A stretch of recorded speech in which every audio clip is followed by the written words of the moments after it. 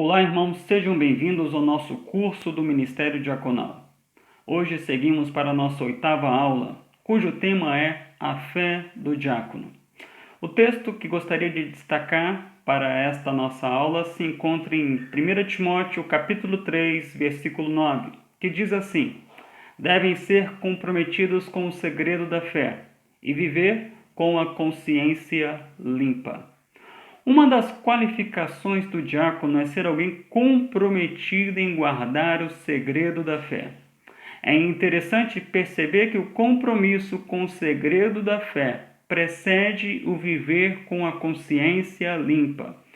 Em nossa aula de hoje, qual é a nossa proposta? O que nós queremos aqui abordar com os irmãos é que é imperativo, é muito importante que o diácono tenha uma sólida convicção de fé, de modo que essa sólida convicção de fé repercuta em suas atitudes na dinâmica da vida da igreja. Uma fé bem fundamentada nas Escrituras Sagradas, ela permite ao diácono ser um instrumento poderoso para promover saúde na vida da igreja, sendo então um grande apoiador do ministério diaconal. Então, resumindo, o que nós queremos hoje destacar com você é que o diácono, quando falamos que ele tem que ter uma fé bem fundamentada, significa que a sua fé subjetiva, aquilo que está em seu coração, deve estar fundamentado no que a Bíblia diz. Ele tem que ser alguém dominado pela palavra de Deus. Então, cabe ao diácono ser uma pessoa que conhece, maneja muito bem as Escrituras Sagradas.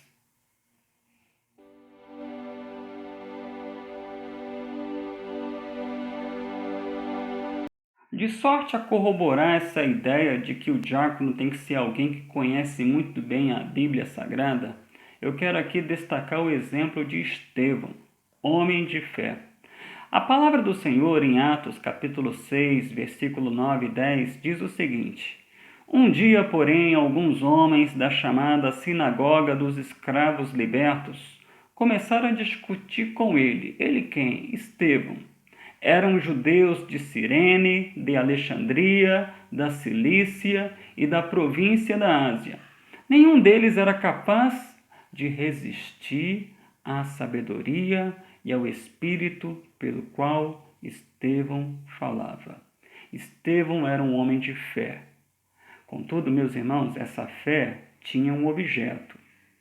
Era o Deus da palavra, das Escrituras. Ele conhecia muito bem as Escrituras Sagradas. Isso fica claro, nítido, na forma como ele expôs as Escrituras em Atos capítulo 7. Não é exigido, meus irmãos, do diácono que ele tenha o dom do ensino, ou que ele seja um eloquente pregador. Estevão aqui é um ponto fora da curva, assim como o próprio Filipe, que eram tidos como pregadores. Mas é fundamental que o diácono, no exercício do seu ministério, conheça, maneje muito bem, com muita destreza, a palavra de Deus. Saiba dizer qual é a razão da sua fé. Estevão, meus irmãos, já disse, ele era uma exceção nos diáconos, visto que ele era um camarada que conhecia muito bem as Escrituras e sabia expô-las com uma qualidade realmente bem significativa. No entanto, meus irmãos, o Estevão aqui, o que eu quero destacar como um exemplo do Estevão para mim, para você, diácono, é que o Estevão conhecia a Bíblia. Ainda que um diácono não seja um expositor da Bíblia, ele precisa conhecer a Bíblia. E ele precisa aplicar o conhecimento que ele tem da Bíblia em tudo quanto ele faz.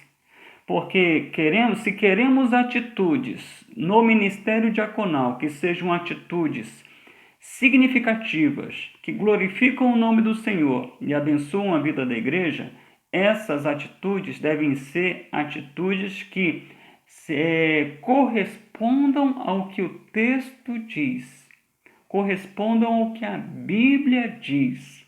Os adversários de Estevão, meus irmãos, devido à fé de Estevão que se repercutia em suas atitudes, viam em Estevão um homem de Deus. Viam em Estevão o rosto como de um anjo. Isso você pode conferir no capítulo 6, versículo 15 de Atos. Mas, apesar disso, eles não foram capazes de ouvir uma exposição bíblica de Estevão.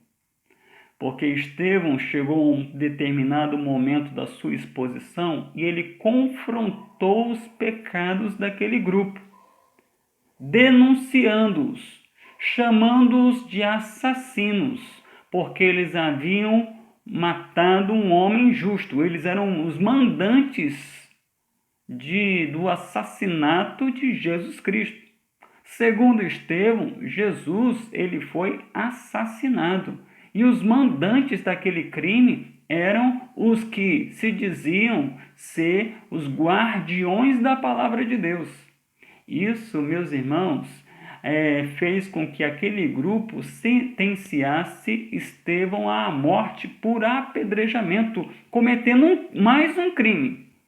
Porque eles não tinham a condição de sentenciar ninguém à morte. Eles viviam sob o jugo do Império Romano. Quem deveria sentenciar à morte, sim ou não, era o povo romano, era o governador romano da província da Judéia. Mas assim eles fizeram. Mais uma vez, agiram transgredindo a lei dos homens em nome de Deus. Quando, na verdade, eles viam em Estevão um homem que tinha um rosto como de um anjo, que expunha as escrituras sagradas, mas confrontava-os em seus pecados. O diácono, ele deve compreender esse exemplo de fé de Estevão, que, na convicção de sua fé, ele preferiu pagar um preço alto a viver os confortos e os prazeres deste mundo. Estevão poderia simplesmente ter simplificado naquele instante, ter preservado a sua vida, não ter exposto o que ele expôs, apesar de que ele sabia muito bem que aquele povo era um povo pecador, mas não, ele tinha um compromisso, ele tinha uma convicção. Ele era dominado por essa convicção de fé, de tal modo que, dominado por essa convicção, ele se manteve fiel. E é isso que eu quero destacar primeiramente para os irmãos diáconos. A importância de sermos dominados pela fé que professamos. Essa fé professa tem que ser uma fé vivida.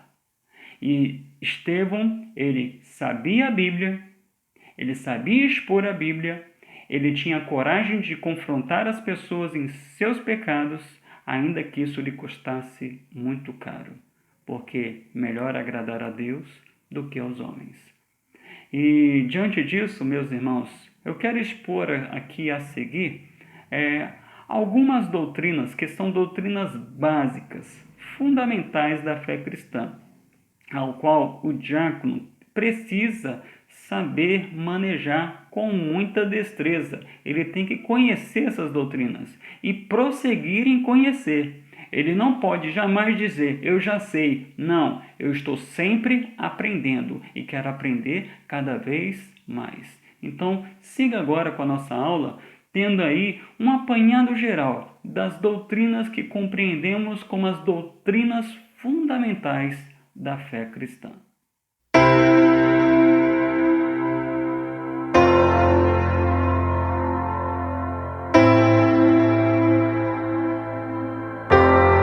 O diácono e as doutrinas bíblicas. Quando falamos do diácono ser alguém comprometido com o segredo da fé, significa ser ele alguém bem fundamentado nas doutrinas da Bíblia, ou seja, na mensagem do Evangelho. Nós aqui procuraremos destacar de modo muito breve algumas dessas doutrinas que julgo ser o ABC doutrinário, do qual todo diácono precisa estar bem alicerçado para que seja feliz no exercício de seu ministério. O primeiro que quero aqui destacar é a Bíblia. E eu gostaria de ler com você um texto que se encontra em 2 Timóteo, capítulo 3, versículo 16 e 17.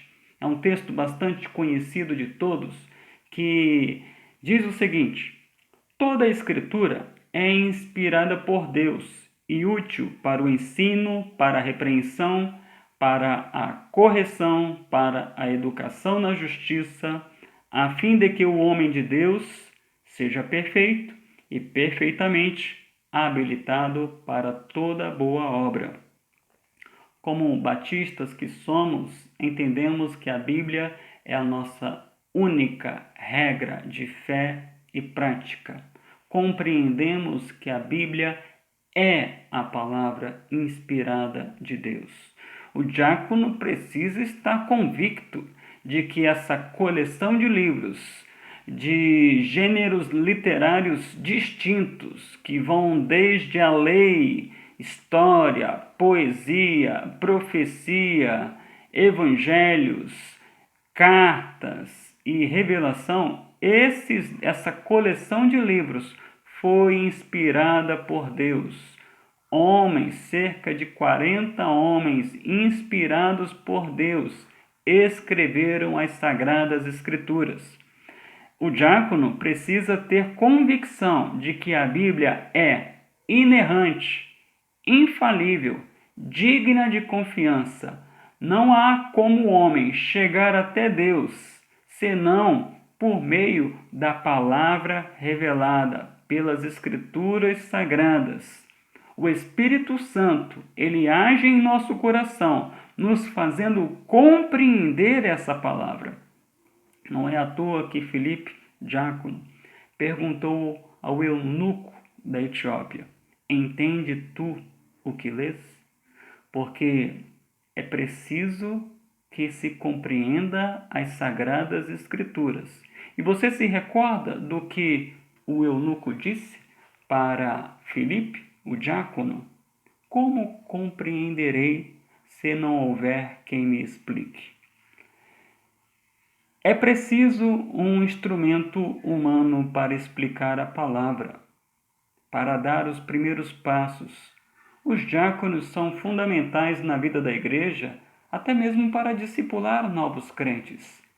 Eles podem sim ajudar o pastor nesse ministério de discipulado de novos crentes. Contudo, para que eles sejam eficientes em seu trabalho de discipulado, é necessário que eles tenham convicção de que a Bíblia é a palavra de Deus, que o Espírito age por meio da palavra e somente pela palavra de Deus o ser humano é conduzido a um relacionamento pleno com Deus, a um relacionamento abundante com o Senhor. Esse é o primeiro ponto. O segundo ponto é a doutrina do próprio Deus. O diácono precisa saber quem é o seu Deus, como ele se revela nas Sagradas Escrituras, o que ele diz a respeito de si mesmo. Vejam só, Êxodo 3,14, diz assim: disse Deus a Moisés: eu sou o que sou. Disse mais: assim dirás aos filhos de Israel: eu sou, me enviou a vós outros. Êxodo 3,14. Meus irmãos, vivemos um tempo onde as pessoas, cada um pensa uma coisa de Deus. Mas o que vale para um diácono não são opiniões, mas sim convicções diante do que a Bíblia diz. Não há como o ser humano definir Deus. O ser humano, ele pode criar conceitos de Deus, mas nunca, jamais definir Deus, porque seria algo muito estranho, a criatura definindo o seu Criador. Mas ele pode elaborar conceitos, mas fundamentados em quê? Hoje, as pessoas estabelecem conceitos a respeito de Deus fundamentados em seus próprios achismos, em suas opiniões, em suas experiências pessoais. O diácono tem que ter, sim, um conceito de Deus, mas um conceito que é fundamentado no que Deus diz a seu respeito. O diácono necessita compreender que ninguém é capaz de definir Deus, exceto o próprio Deus por meio de sua palavra. E o que Deus disse por meio de sua palavra a respeito de si mesmo? Ele assegurou: eu sou o que sou. O que era, é e sempre será, o eterno. É diante da revelação de Deus por meio da sua palavra que compreendemos conceitos relacionados à natureza de Deus, à sua essência, seus atributos, sejam eles morais ou não morais, e até mesmo tentarmos entender esse grande mistério da Trindade. A natureza de Deus, ou poderíamos dizer a sua essência, é espiritual. Deus é espírito, Deus é autoexistente, Deus é imenso, Deus é eterno. Essa natureza, diante dessas características dessa natureza, revela então as qualidades que podem se distinguir em morais e não morais. Quais seriam as qualidades morais do nosso Deus, que é imenso, eterno, autoexistente? As qualidades morais seriam sua bondade, sua justiça, seu amor, sua verdade. E quais seriam as qualidades não morais? Seriam a sua onipresença, a sua onipotência, a sua onisciência, a sua imutabilidade. Quando nós fazemos aqui uma distinção entre atributos morais e não morais, queremos com isso dizer que Deus tem atributos que são inerentes a Ele e Ele não comunica aos homens. O ser humano não é onipotente. O ser humano não é onipresente. O ser humano não é imutável. O ser humano não é onisciente. Mas existem outros atributos de Deus que Ele comunica aos homens. Deus é bondoso e Ele nos ensina a ser bondoso. Deus é justo e Ele nos estimula a termos fome e sede de justiça. Deus é amor e Ele nos dá um mandamento de amar o próximo. Deus é verdadeiro e Ele diz para nós que nascemos de novo, que temos que andar na verdade. Falamos aqui da Bíblia, falamos de Deus. Mas eu quero agora destacar o homem. Essa é uma outra doutrina bíblica, a qual o diácono precisa estar bem comprometido com o segredo da fé. O que a Bíblia diz sobre o homem? A Bíblia diz em Gênesis 1:26 o seguinte: também disse Deus: façamos o homem à nossa imagem, conforme a nossa semelhança. Tenha ele domínio sobre os peixes do mar, sobre as aves dos céus, sobre os animais domésticos, sobre toda a terra e sobre todos os répteis que rastejam pela terra. O diácono tem que ter essa convicção. O ser humano foi criado por Deus. É de um modo extraordinário. Ele é a obra-prima de Deus. Deus criou o ser humano à sua imagem e semelhança, e criou para que este ser humano pudesse viver para a glória de Deus. A este ser humano foram atribuídos alguns mandamentos: crescer, multiplicar-se. Sua missão consistia em administrar a terra criada por Deus, mantendo-se sempre obediente às ordens de Deus, às ordens culturais, às ordens sociais, às ordens espirituais. O homem foi criado à imagem de Deus, criado para um fim, para um propósito. O homem foi criado para trabalhar, glorificando a Deus através de seu trabalho. O diácono tem que ter isso bem firmado em sua mente, em seu coração. O que é o homem para Deus? Quem é Deus? Como que eu encaro a Bíblia Sagrada? O que é o pecado? 1 Pedro 2,16 destaca um verso sobre que faz menção à questão do pecado. A questão de que fomos libertos do pecado. Diz assim: como livres que sois, não usando todavia a liberdade por pretexto da malícia, mas vivendo como servos de Deus. Você, diácono, não pode ter dúvida quanto à depravação total do ser humano. Nós não somos pessoas boas. Nós não somos pessoas doentes. Nós somos pessoas mortas em nossos delitos e pecados.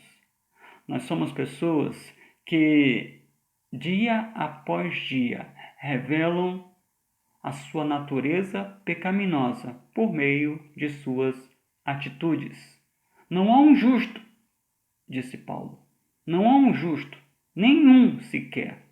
Todos somos pecadores e estamos destituídos da glória de Deus.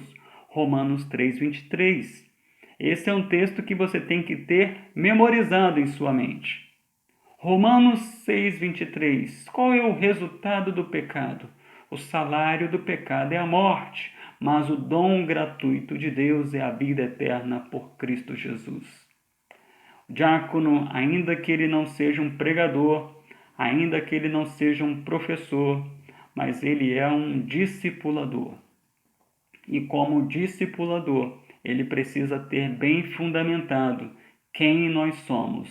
Nós somos pessoas criadas por Deus para a glória de Deus. Contudo, nós caímos, nós pecamos, nós somos hoje pessoas carentes de Deus. E para que supramos essa carência, não há outro caminho senão Jesus Cristo.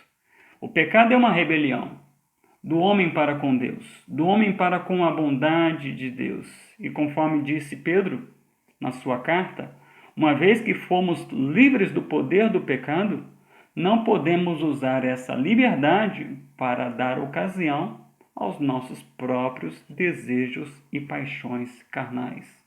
Um diácono tem que ter isso muito bem fundamentado em sua vida, de sorte que isso repercuta no modo como ele vive a vida com a consciência limpa.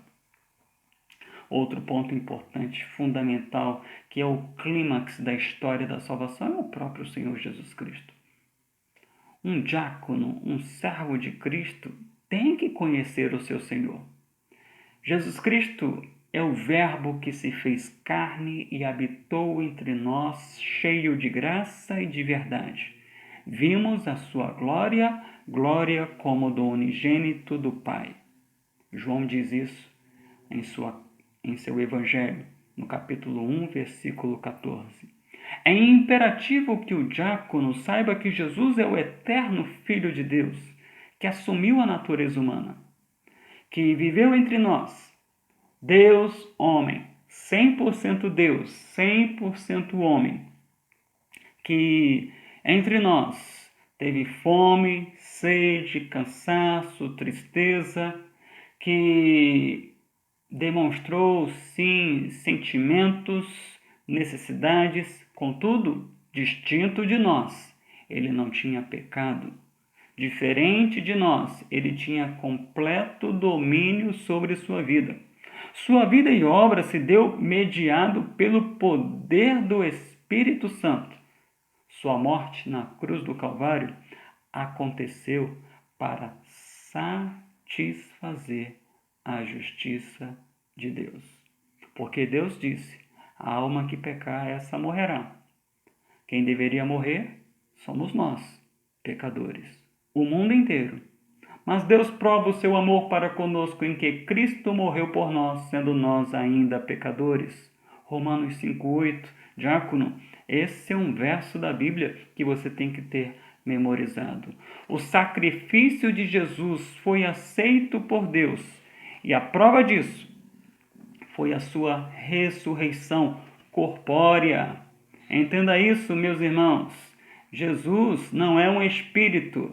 Jesus é o Deus que se fez homem. E hoje ele está nos céus, reinando. E reinando com um corpo glorificado. A única coisa no céu que são marcas desta terra são as marcas dos pregos em suas mãos, em seus pés. Jesus Cristo é o Deus que se fez carne, que viveu dirigido 100% pelo Espírito Santo, que morreu na cruz, mas ao terceiro dia ressuscitou.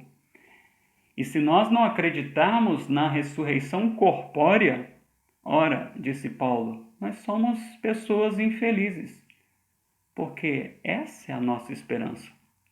A morte e a ressurreição de Jesus são a garantia de perdão de pecados e vida eterna. A fé salvadora, meu irmão, é aquela que é direcionada para a cruz de Cristo. Por isso que Paulo, ele estava bem convicto. Vou pregar Cristo e este crucificado, porque não há outro meio de nós encontrarmos a salvação. Diácono, você tem isso bem definido em seu coração? A respeito do nascimento virginal de Jesus, que cresceu em graça e verdade, que viveu sob a direção do Espírito Santo, impulsionado pelo Espírito Santo, morreu na cruz, uma morte substitutiva para satisfazer a justiça de Deus. E Deus recebeu, aceitou o seu sacrifício. Jesus é o Rei, é o profeta, é o nosso sacerdote, é o sacrifício, é aquele que nos deu vida mediante a sua própria morte. Foi assunto aos céus e garantiu que um dia ele voltará. A segunda vinda de Jesus é a alegria do povo de Deus e a angústia para todo o restante do mundo. Diácono precisa ter esses pilares da fé bem arraigados em seu coração. Ele precisa conhecer sobre o Espírito Santo, uma doutrina tão controversa. João 14, 26 diz o seguinte a respeito do Espírito, ao qual é chamado de Paráclitos, o Consolador. Mas o Consolador, o Espírito Santo, a quem o Pai enviará em meu nome, esse vos ensinará todas as coisas e vos fará lembrar de tudo o que vos tenho dito. O Espírito Santo, meus irmãos, tem sido um tema bastante controverso no mundo cristão, mas o diácono precisa estar comprometido com o segredo da fé. Então ele precisa saber o que a Bíblia diz sobre o Espírito Santo, não o que as pessoas dizem, não o que a experiência diz, mas o que a Bíblia diz sobre o Espírito Santo, que é a terceira pessoa da Trindade. Aquele que está tudo presente, desde a criação. No princípio criou Deus os céus e a terra. O Espírito estava ali. O Pai, o Filho e o Espírito Santo estavam presentes. 3 pessoas, uma única essência. E essa terceira pessoa da Trindade, poderíamos dizer, o executivo de Deus, usando aqui as palavras do pastor Davi Gomes, o executivo de Deus, quanto à nossa salvação, o nosso crescimento, o nosso desenvolvimento. Cabe ao Espírito aplicar no coração do ser humano a salvação. E o início se dá com a regeneração, é obra de Deus. E uma vez que nós nascemos de novo pelo lavar regenerador do Espírito Santo, com certeza, esse Espírito nos conduzirá aos instrumentos do arrependimento, da fé, nos possibilitará a vivermos vidas em santidade, a perseverarmos na fé, porque Ele é o nosso sustentador, Ele nos preserva. Se eu posso perseverar, é porque antes Deus me preserva. Do contrário, eu jamais perseveraria em minha fé. Diácono, você tem essa convicção em seu coração a respeito do Espírito Santo, a respeito da missão do Espírito Santo? E sobre a igreja, que é onde nós trabalhamos, é o nosso campo de trabalho. Pastores e diáconos trabalham para serem instrumentos de Deus para a edificação da comunidade dos santos.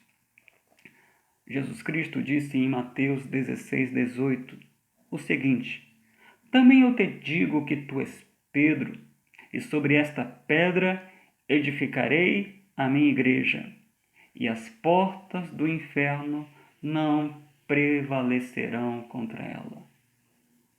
Nós somos as pedras com as quais o Senhor tem edificado a sua igreja. E a igreja do Senhor, que é a sociedade do reino de Deus, tem a missão de proclamar a mensagem da cruz, conduzindo homens e mulheres à evangelização, ao chamado de Deus ao arrependimento e fé. E uma vez que esse chamado, que é universal, o Espírito aplica de modo eficaz no coração de alguns, a esses cabe a nós discipular. E o diácono, assim como o pastor, são líderes do povo de Deus que têm como responsabilidade fazer com que o povo compreenda que o discipulado é uma responsabilidade de todos nós.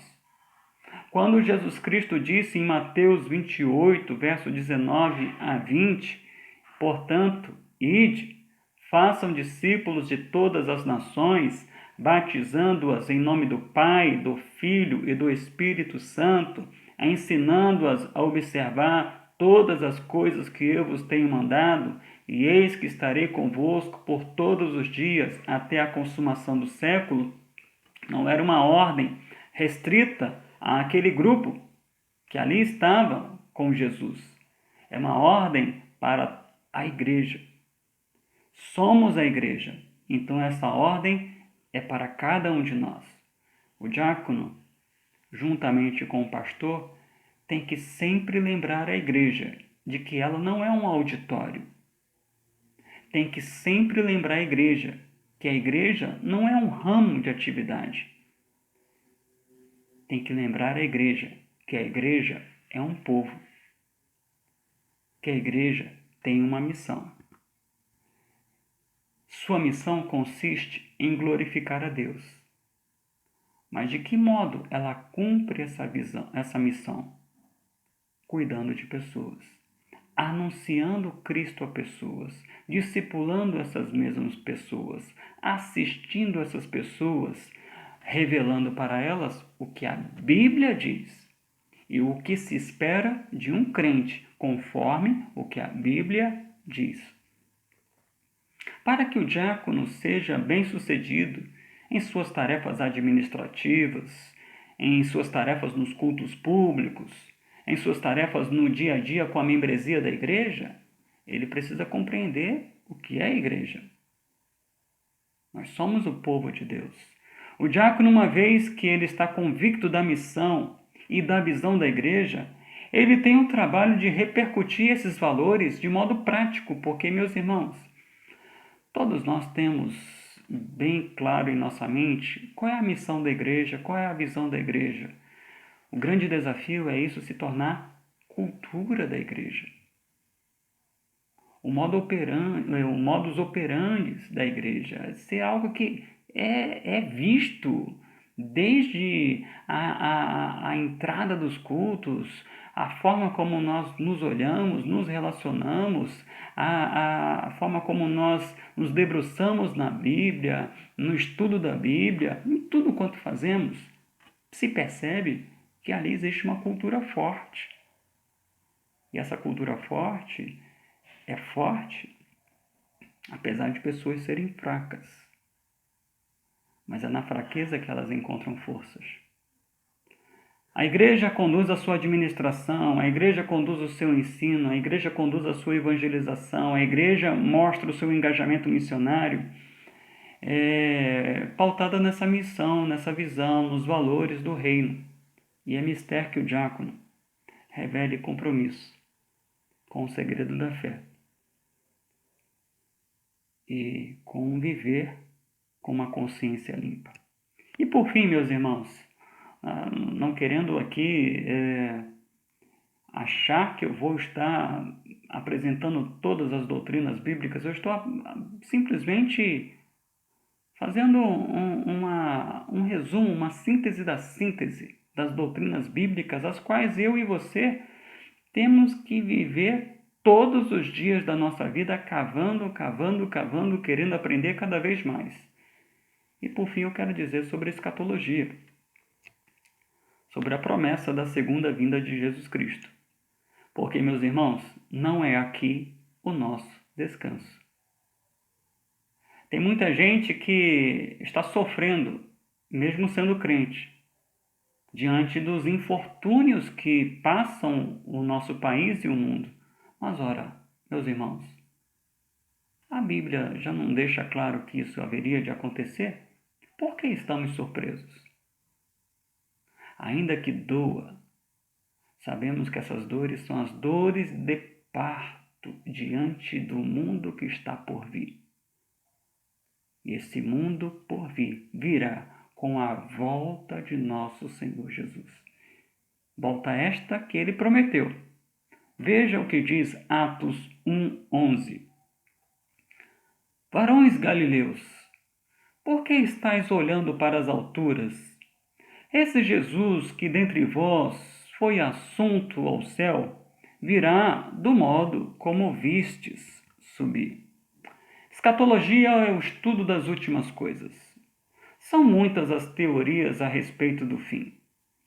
Você pode depois aí pesquisar pré-milenismo histórico, pré-milenismo dispensacionalista, amilenismo, pós-milenismo. E, meus irmãos, cabe a você estudar, se debruçar, mas não a partir da teoria, mas a partir do que a Bíblia diz. E você chegará à conclusão de qual caminho seguir. Contudo, é importante que você saiba que, independente da corrente escatológica, todas elas devem convergir para pontos que são pontos primários. Primeiro, Jesus vai voltar. Segundo, quanto à salvação, é um dom gratuito de Deus. Então, quando Jesus voltar, quem vai se alegrar são aqueles que são agraciados por Deus. Quem vai se entristecer são aqueles que se mantiveram rebeldes a Deus durante a vida. Porque não existe salvação universal. Há céu, há inferno. Há a glória e há a punição eterna. E isso acontecerá no dia do acerto de contas. No dia do juízo final. É nesse dia que o Senhor Jesus haverá de separar o joio do trigo. E quanto a esta terra, que geme com dores de parto, ela faz parte do plano de Deus, de um futuro reino em que Cristo reinará e Deus será tudo em todos. Seja qual for a corrente teológica, ela tem que apresentar esses pontos, dentre outros, é claro, mas eu procurei aqui ser bastante resumido. E o diácono, pensando naquele texto inicial que nós aqui apontamos, que Paulo diz sobre as qualificações do diácono, lembra? 1 Timóteo 3,9. Eles devem ser comprometidos com o segredo da fé, e viver com a consciência limpa.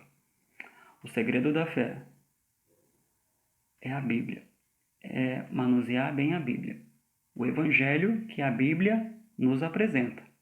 Porque de Gênesis a Apocalipse, tudo converge para a cruz de Cristo. E é isso que você, diácono, precisa ter bem fundamentado para que você tenha a consciência limpa e tenha um feliz ministério junto à sua igreja.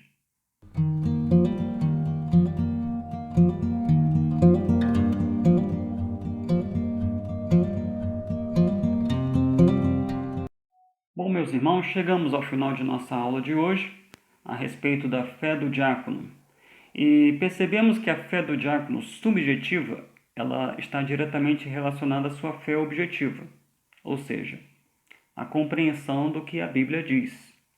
O diácono precisa estar cativo ao que a Bíblia diz. A Bíblia é a sua regra de fé e prática. O diácono deve ter sempre um espírito de aprendiz. Ele nunca deve dizer para si mesmo e muito menos para qualquer pessoa ao seu redor que ele já sabe tudo. Porque nesta vida nós estamos sempre aprendendo. O dia que deixarmos de aprender, não há mais razão de viver. A gente está sempre aprendendo nesta vida. Ainda mais em se tratando da fonte inesgotável de vida que é a Palavra de Deus. Não há como se esperar atitudes nobres, atitudes relevantes, atitudes que glorifiquem o nome do Senhor, partindo de um diácono que não tem o compromisso com o segredo da fé. Por isso que eu julgo aqui muito importante sermos homens e mulheres, diáconos, diaconisas, comprometidos em querer crescer no conhecimento das Sagradas Escrituras. Ainda que eu nunca venha a pregar em público, ainda que eu nunca venha a ser um professor, mas eu preciso saber. Até para que eu saiba ouvir uma mensagem e saiba repercutir essa mensagem junto à minha igreja. Porque esse é um outro problema dos dias atuais. As pessoas não sabem ouvir uma mensagem. Elas às vezes entendem como se fosse uma indireta para elas. E as pessoas precisam aprender a ouvir uma mensagem, ouvir uma exposição bíblica. Lembra? O povo lá de Estevão não sabia ouvir uma exposição bíblica. Eles queriam retórica, queriam discurso, mas não confrontação. E quando Estevão se propôs a confrontar um erro deles, eles então o mataram. Hoje em dia, as pessoas só não apedrejam, mas socialmente elas cancelam muitos pregadores porque não gostaram do que ele falou ou do jeito que ele falou. O diácono, ele tem uma missão, ainda que ele não seja um pregador ou um professor, mas repercutir qual é a essência da mensagem, de sorte que as pessoas possam analisar suas vidas, confrontar-se, permitir serem confrontadas e mudarem de postura, mudar de mente, porque não haverá mudança de atitude se não houver antes uma mudança de mente.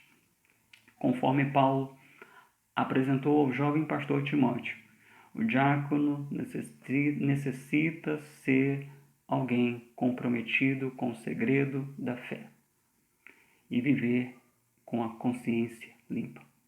O compromisso com o segredo da fé é a causa. O efeito é a consciência limpa. É tudo o que nós precisamos em nossas igrejas nos dias atuais.